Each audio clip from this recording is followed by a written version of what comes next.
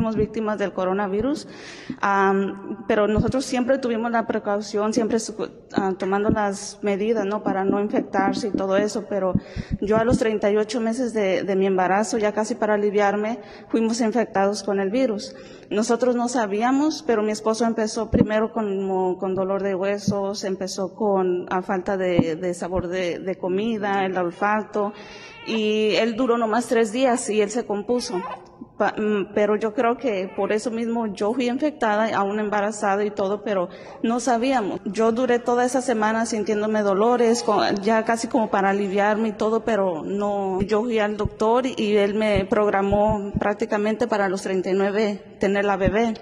Pero casi en esos días yo me enfermé de la gripa, empecé con la gripa, con la tos, con dolor de garganta. Entonces yo le hablé a mi doctor. Embarazada. Y yo le hablé y le dije, mire, ¿qué puedo tomar yo? Porque pues ya mañana me van a hacer me van a provocar los dolores. Entonces me dijo, no, ¿sabes qué? No tomes nada, mejor ve al hospital y hazte la prueba.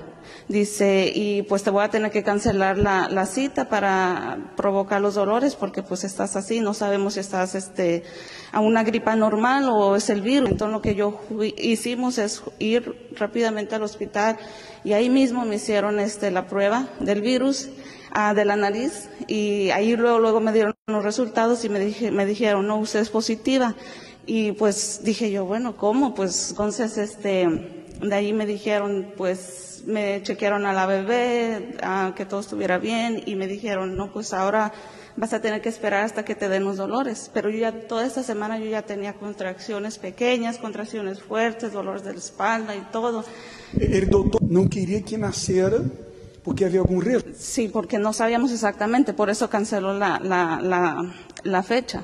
Pero ya cuando se dieron cuenta de que tenía virus, me dijo que no, que ahora mejor me esperara. Pero pues mi esposo vino, empezó el día 1 de julio. Ya después de ahí mi esposo vino el viernes, que le mandó mensaje y le dijo, pastor, yo voy a ir al servicio de las 4 el día viernes, yo puedo entregar mi sacrificio. Y yo sé que fue el sacrificio, pastor, que salvó a mi niña, porque él vino el viernes a las 4 a dejar el sacrificio y ese mismo viernes a las 9 de la noche yo ya estaba sintiendo contracciones. Entonces prácticamente me acordé, el día que yo tuve a mi niña, yo como que mismo Dios me mostró, yo cuidé de tu hija, yo cuidé de ti, y porque nosotros ya teníamos, como usted dijo, nosotros tenemos sueños, nosotros queremos muchas de las veces conseguir algo por nuestra propia, ¿no? Como dice, ya teníamos programado, pero pues Dios no permitió que naciera ese día. ¿Por qué? Porque Él estaba cuidando de ella.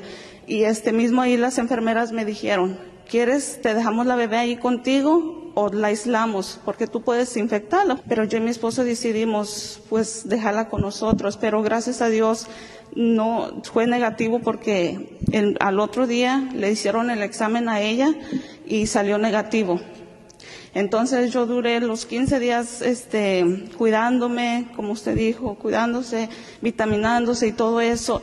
Fui a hacerme la prueba siguiente para que miraran si era negativo y me salió todavía positivo. Tuve que quedarme otros 15 días, pero gracias a Dios ayer me dieron los resultados que fue todo negativo. Está curada. Curada del virus. Curado. Dios honra. Dios honra. Y yo tengo certeza porque mismo Dios ese día que yo tuve a la niña vino dentro de mí esa certeza que Dios fue el que honró en el sacrificio. ¿Por qué? Porque es como le digo, nosotros ya estábamos programados para que ella naciera, pero Dios no permitió. ¿Por qué? Porque si no, podría ser más fácil de ella verse contagiado porque no íbamos a tener los cuidados necesarios. Entonces yo sé que Dios honró.